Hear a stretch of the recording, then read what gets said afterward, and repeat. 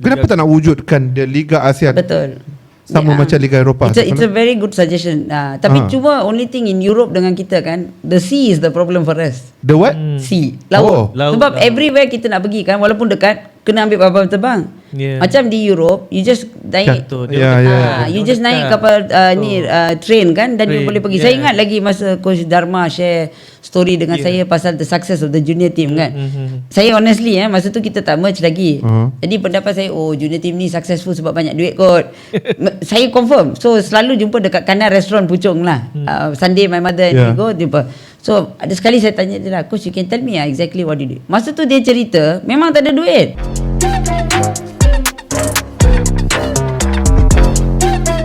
Kembali bersama dalam Sembang Podcast episod keempat. Kita bersama dengan tetamu khas kita, orang kuat bekas, orang kuat MSC Dan Datuk juga Dr. bekas Profesor. pemain. Yes, bekas pemain. First segment kita selesai biografi dia, profil dia. Second kita kupas dalam pengurusan dia, pengalaman dia dalam tu, apa yang dia lalui, sebab apa dia berhenti. Ya.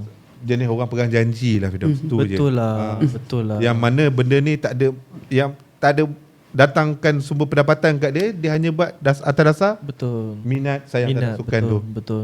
Sebab Susah lah bukan jumpa orang susah macam tu. sebenarnya nak lepas ke jawatan. Sebab macam Datuk kata tadi, dia dah 24 tahun berkecimpung kan, sama ada sebagai pemain, duduk dalam organisasi kan. Betapa sayangnya Datuk tempoh sangat. tu kan. Okey, Okey. Datuk berada dalam transisi yang cukup lama dalam ni. You melihat zaman kegemilangan hoki hingga saya boleh labelkan sekarang ni tak adalah zaman kejatuhan, cuma ia pola tu nampaknya menurun. Kan kita tengok. You sedih tengok keadaan sekarang hoki Malaysia? Dia itu, how do I say sebab masa saya ada dalam persatuan pun, saya tahu keperitan bila kita kalah lah. Susah. Sebab kita akan ada konsekuensi yang tinggi lah. Dalam ekosistem dia contohnya kalau kita kalah, terus orang akan tarik support daripada kita lah. Jadi pada masa yang sangat kritikal, the last 13 seconds di 2018 Jakarta, Jangan saya ingat sebut. saya sampai hari ni pun dia macam nightmare kan. Betul. Dia macam nightmare, very bad nightmare for all of us lah. Tapi turning point actually, kalau pada masa tu kita menang, today will be in a different story completely lah. Betul. Kita dah masuk Olimpik, kita akan ada profiling yang lain. Tapi dia benda ni dia kesan lempar daripada 2018. Sebab dia punya cara kita kalah tu, you must remember, for me lah, I feel it's the same group that's playing. So when you work really hard and almost touching it and you don't get it kan, dia akan ada very negative impact because rasa hampa kepada kita kan. Orang hampa dengan kita, dia akan bagi kita drop dan slowly kita punya support system pun akan, overall support lah will reduce. Dan actually kalau kita lihat sukan hoki sekarang seperti sukan-sukan lain lah, bila kita cakap kita lihat negara lain dia lagi bagus daripada kita, satu saja kita kena tengok berapa kita melabur dalam pasukan tu. Boleh you share berapa pelaburan? We put a lot Tahun berapa? Boleh dalam roughly? I think masa saya ada sana dalam 4-5 juta Laki perempuan? lelaki. Lelaki saja? A lot. Okay. Kita memang masa 2018 jelajah Eropah semua. betul, dan preparation memang tip top lah. Kita nak salahkan pengurusan tak boleh salahkan siapa-siapa. Jadi bila kita dah gagal lepas semua orang dah bagi semua, Betul. dan ada consequences. Jadi pengurangan sedikit pun kepada pasukan yang orang tak nampak jelas. Sebab kadang-kadang kita menang, kadang-kadang kita kalah. Jadi orang nampak macam tak adalah impact. Tapi dalam persatuan kita akan tahu, mungkin sponsor ni tarik 200,000, ini kurang 20%, ini jadi bajet dia akan jadi semakin kurang.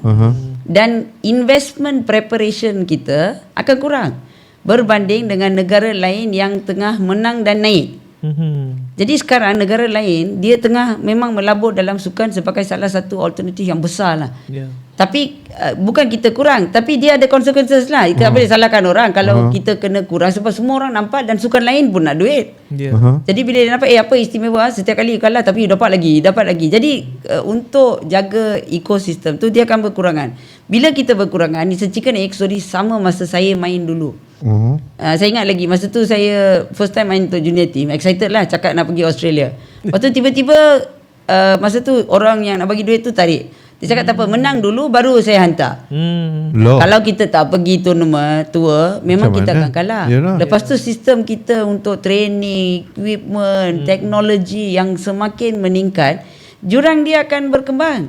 Tapi masalah dengan kita selalu salahkan attitude, salahkan perception, kita fokus dekat pentadbiran. Tapi kita kena just lihat, okay, kita nak main tournament ni, team yang kita nak kalahkan tu apa preparation dia. So sekarang kalau kita nak pergi, beforehand dalam zaman AI ni kan, saya buat banyak dalam AI untuk sekarang kan, Malaysia is number one already, AI Nexus dan sebagainya. Kalau kita analyse, of course if you don't put enough money, the same money as another person who's beating you, kita akan jauh. Tapi berbalik pada tadi you cakap kita kurang pendedahan. Berbalik pada Eropah banyak betul. Dia Banyak. ada liga Banyak. Eropah. Kita ada liga Asia ke dibuat setiap tahun? Kita ada liga kita, tapi di Eropah dia geografi. Kita ada liga kita ada liga Asia.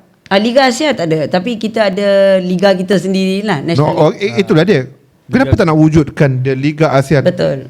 Sama macam Liga Eropah. It's a very good suggestion. Tapi cuma only thing in Europe dengan kita kan, the sea is the problem for us. The what? Sea, laut. Laut. Sebab everywhere kita nak pergi kan, walaupun dekat, kena ambil kapal terbang. Macam di Europe, you just naik. Jatuh. You just naik kapal train kan, dan you boleh pergi. Saya ingat lagi masa Coach Dharma share story dengan saya pasal the success of the junior team kan. Saya honestly masa tu kita tak merge lagi. Jadi pendapat saya, junior team ni successful sebab banyak duit kot. Saya confirm. So selalu jumpa dekat kanan restoran Puchong lah. Sunday my mother and we go jumpa. So ada sekali saya tanya dia lah, Coach you can tell me exactly what you did. Masa tu dia cerita memang tak ada duit team tu. So dia orang tidur dalam train. Bila dia travel, tidur in bunkers. Tapi sebab dia nak game kan, gila game, tapi dia boleh travel by train lah, so much cheaper. There was a cheaper alternative to play in France, to play in Italy dan sebagainya kan. Jadi bila kita lihat kita punya kekangan, culture di Europe kan, like Netherlands, memang they have a hockey culture daripada club. Club dia se-powerful dengan national. Ya betul. Budaya training sendiri, budaya main sendiri, buat budaya dia punya club hockey macam club golf di Malaysia. Orang bayar beribu untuk jadi member. Jadi budaya kalau kita nak ambil, Australia also the same. Tapi kalau kita lihat model dekat India dengan China is different. Because kalau dia main, dia akan ada perubahan besar dalam hidup dia. Dia akan dapat lifetime pension. And competition dekat negara-negara ni high. Secara kalau you tengok momentum tim lelaki dengan perempuan, mana lagi membimbangkan bagi you? Saya rasa dua-dua perlu mungkin strategi yang berbeza lah. Dia satu aja, kalau kita dah cuba jalani dan tak berkesan kan. Saya give you a small example lah. Masa saya start sebagai Persatuan Hoki Wanita, zero duit, zero nama, tak ada full time training. Tapi apa kita buat masa tu, saya discuss dengan Puan Sri Rashkin, kita pump semua duit kepada senior team.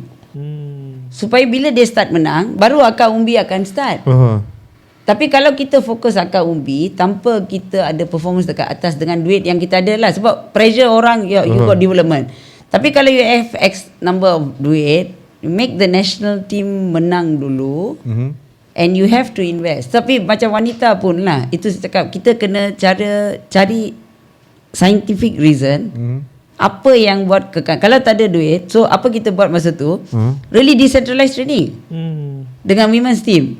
So masa kita orang pergi national team training, saya ingat lagi, coach saya tengah packing masa tu daripada kampung kan, first time main national team, training lah baru. Saya pergi unpack, dia datang ketuk pintu, dia tengok saya, "Sir, what are you doing?" Saya pun ingat apa ni. Saya cakap, I said, "Sir, put back your clothes. Tomorrow you clear the fitness test, then you unpack."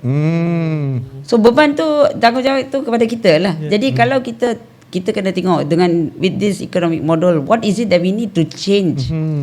Cara simple tu, kita boleh cakap hoki ni tak ada duit, mati lah. Betul. Memang sukan kena ada duit. Mana-mana sukan pun kan. Bola kita boleh cakap, bola tak bergantung sepenuhnya. Sebab apa? Bola tu dimainkan oleh semua. Dia boleh buat liga tu secara kecil-kecilan. Dia boleh dapat juga. Faham? Penjanaan tu. Datuk, saya ada benda saya nak tanya Datuk lah. Macam Datuk kata tadi pasal duit kan. Okay, itu satu hal lah.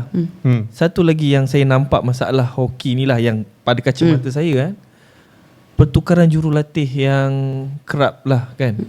Sedangkan jurulatih tu ada result. Contoh tadi Datuk dah tersebut apa nama tadi? Coach Dharma. Coach Dharma. Okay, Dharma one of the saya punya favourite jurulatih lah, sebab saya nampak dia ada touches lah. Dia pegang mana-mana tim semua menyerlah. Very dedicated. Masa dia bawa tim remaja lelaki main World Cup tahun 2014-15 kot kan. Betul. Sampai semi final, kira nombor 4 dalam dunia. After that pegang tim perempuan. Tim perempuan menjadi. Kan, dengan cara latihan dia yang agak keras kan. Pukul 2-3 pagi pun dia suruh player dia berlatih dan sebagainya kan. So ada result. Pop, tiba-tiba dia keluar. Dia pergi Indonesia. So now kita tengok di Indonesia pun dah makin meningkat. Rasa janggal tengok dia pakai baju Indonesia. Boleh ke tak tahulah, mungkin Datuk boleh share sikit apa yang berlaku dengan situasi Dharma ni actually. Sebab kalau result, in terms of result dia ada, tapi why dia keluar juga? Dia actually I think pada masa tu memang Coach Dharma had no problem dengan kita lah. Tapi masa tu kita nak buat satu pembaruan dalam hoki, di mana kita tak handpick jurulatih.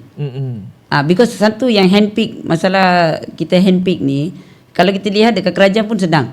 Walaupun saya pengarah Akademi Sukan untuk 8 tahun dan saya punya performance memang beautifully every year hit the KPI semua, tapi proses kerajaan tu you kena mohon balik. Okay, so pada masa tu, masa 2019 lah, masa kita dah menang election, kita buat satu analisis lepas postmortem untuk semua tim, bahawa penting untuk kita dapat komitmen jurulatih dan bagi peluang kepada semua orang lah. Sebab walaupun kadang-kadang coach tu bagus, tapi must remember life is hard, meaning that dia akan tengok kita punya final performance lah. Kalau dulu pun nombor 5, sekarang pun nombor 5, dia takkan tengok team improve. Dia akan tengok you dulu nombor 5, sekarang pun nombor 5. So means dia nak result. Siapa yang tetapkan tu? KPI macam tu? Tak, pandangan orang kan. How do you assess that you have improved the team? If your ranking in Asia has been number 5 for 20 years, now still number 5, you still cannot break the top. Saya okey je dengan Arsenal beberapa musim. Tak, benda tu proses kan. Betul. Tapi you know, because sports is becoming more open, and everybody has an opinion. Macam segelintir orang akan nampak coach ni sebagai bagus. Dia ada juga kita terima aduan daripada orang lain yang dia pun nak masuk. Dia pun nak tolong. Jadi kita nak buat proses tu fair. So kita buat, we just open, advertise, itu saja. Tapi pada masa tu mungkin pada masa tu dia tak nak mohon ke pada masa tu kan. So it was a small change. It's a very difficult situation to explain lah. Tapi memang kita tak ada problem dengan dia. Kita just tukar proses untuk reappointment. Daripada automatic reappointment, kita nak buka pada masa tu untuk beri peluang. For sure he will dia shine. Tak mohon lah. Dia tak mohon. Sad. Saya ingat ramai orang telefon saya masa tu lah. Jadi memang rasa kita terlepas satu ni. Adakah disebabkan benda tu buatkan kita terlepas satu-satunya coach yang bukan satu dia memang bagus lah, tapi cuma itu saya cakap macam saya lah, saya nak berkhidmat untuk hoki, saya kena bertanding.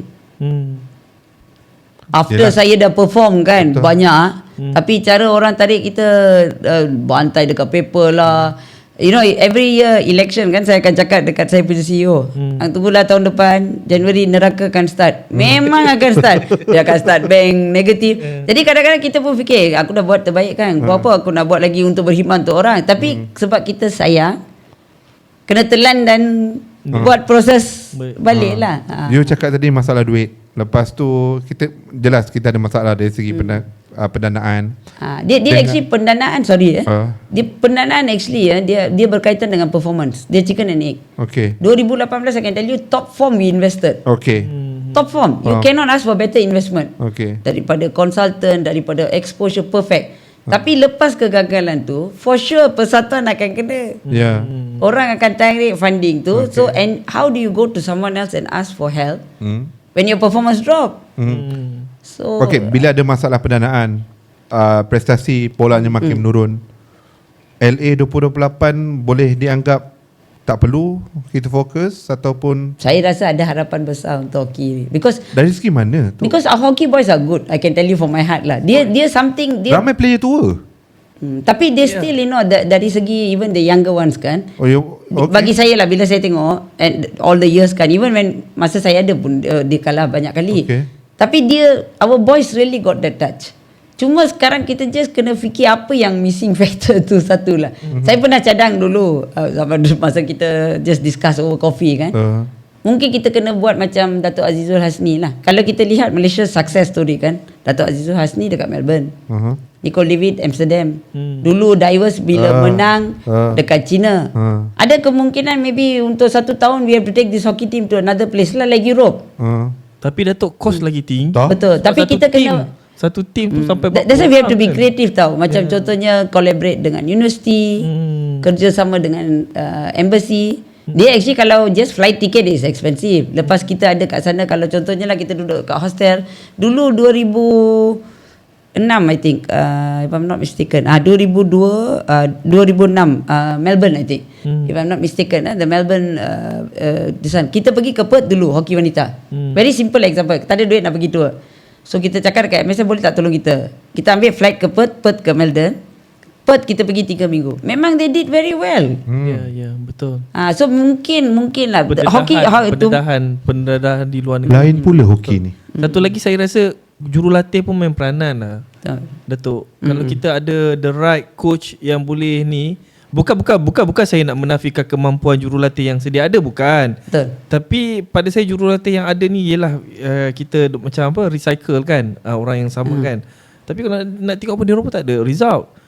Cuma Datuk, kenapa macam Paul Revington, lepas tu apa seorang lagi yang ni jurulatih luar, dia, bila bawa tim kita dia tak menyerlah, tapi bila dia balik, dia pergi bawa Island ke, dia bawa tim lain, tim tu perform pula. Kenapa Datuk Dia banyak reason lah. Salah satu kita kena lihat pada diri kita sendiri. Our players themselves. So dia bukan isu dalaman ke, gangguan orang menyusun di belakang tabir ke sama. Dia satu aja Firdaus. Bila kita tak perform kan, sebagai pemimpin kan, kita akan mula fikir tahu apa nak tukar. Sebab kita tengah pressure. So bila kita tak ada jawapan, macam contohnya kalau jurulatih tak boleh cakap saya kalah sebab ni atau sebab masa pergi semua akan cakap yang ni kita akan menang, yang ni don't worry. So bila setiap game mereka kalah, sebagai pentadbir kan, orang looking at us, apa kita nak buat. So the first thing is the person who made you the promise, and when they don't deliver, first option is I have to change that. I won't look at the players because they didn't make me the promise. Betul. So masa kita pergi, memang lah MHC, one thing I can tell you one thing, as long as I was there, very dedicated in terms of management, really mix with the players. Kita really go down, jumpa jurulatih, dan apa mereka minta lah, saya boleh cakap kebiasaannya the answer is always yes. Tapi itulah lagi satu pula, bila kalah tu tak ada siapa mengaku salah sendiri. Betul. Yalah. It's not the coach je, contohlah dalam media kan, salah kami sendiri.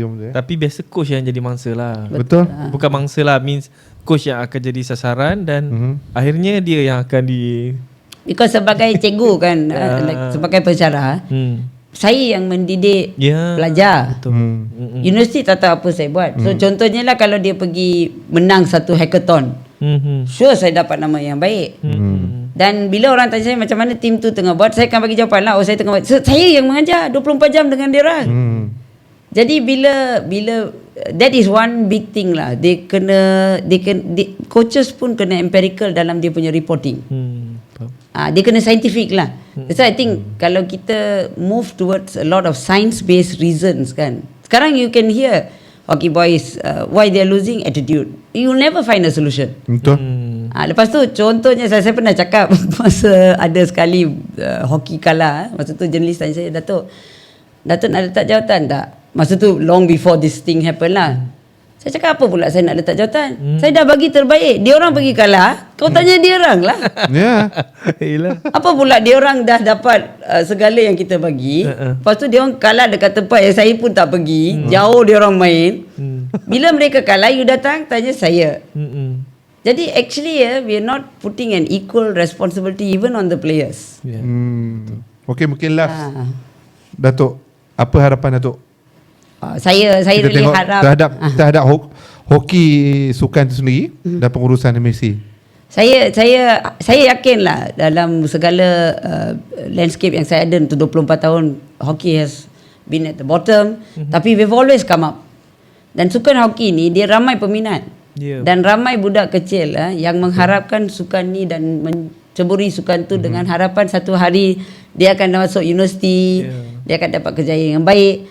Jadi hoki tu memang kita tak adalah jauh ketinggalan. Cuma sekarang maybe it's not a good win lah at the moment. Dia punya prasana sekarang tak berapa positif dan selalunya kalau kita start kalah kan dia akan follow one after another sebab banyak negativity kan. So susah untuk the people come out of it. Tapi kita kena ada satu strategi yang bagus. Number one, kena believe kita boleh buat lah. Dan budak kita tak jauh. Kita bukannya ambil skor baru. The boys are really good. So are the girls. Especially the boys. They will definitely win. Tapi kita kena fikir dengan cara saintifik lah. Berapa banyak kita nak labur dalam tu. Dan dalam kekangan ni, bukan MSC sajalah. Semua orang yang lihat keliling, kalau really nak sukan tu bangun, kita kena give them at least a fair chance. Okay, kalau negara tu pergi main maybe Pro League, every month they are flying everywhere. Budak kita main kat sini, have to invest 1 million lah. Dan saya rasa berbaloi sebab sukan hoki tu memang dia ada nama, dia ada following dan dia ada very positivity tau. The boys are, following dia orang sayang tim hoki. Jadi dia akan baik untuk tanah air lah. Dan saya yakin tim ni dia akan buat. Dan dari segi pengurusan itu terpulang pada mereka lah. Sebab satu, saya rasa sistem akan make them make the right decision what to do. Whether to go on or not to go on. Because everybody will want to try. Macam saya pun lah, masa saya dalam persatuan sebelum tim wanita menang, banyak kali saya kalah. Betul. Saya pun rasa teruk. Masa tu saya pun rasa nak letak jawatan. Tapi pada masa tu saya fikir kalau kita letak jawatan, kita tinggal apa? So kadang-kadang it's not that easy to let go because you always feel like tomorrow I can make it better.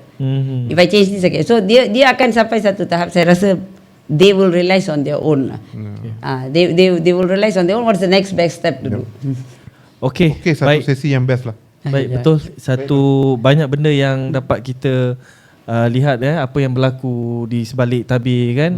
Jadi kita ucapkan terima kasih kepada Profesor Thank you so much, Datuk Samala. Thank you, Mike. Kerana sudi hadir pada satu pencanaan yang cukup meluas. Betul. Kita boleh labelkan, kita tahu tentang apa di sebalik dia apa yang berlaku di hoki, di sebalik semua benda-benda tu. Thank you juga. Thank you. Dan mungkin yang paling best sekali bila kita dengar sini daripada Datuk kata dia letak jawatan tu sebab dia nak penuhi janji dia. Tapi orang tu tak penuhi. Itu yang ramai orang tak tahulah. Sebab sebelum ni kata Datuk tak sihat dan sebagainya. Tapi actually sebenarnya Datuk nak promise. Tapi tak sangka Datuk tipu time tu. Okay. Ampun. Okay Datuk, thanks again. Thank you for coming. So baik, ini episod kita yang saya rasa paling informatif lah daripada tokoh sukan negara.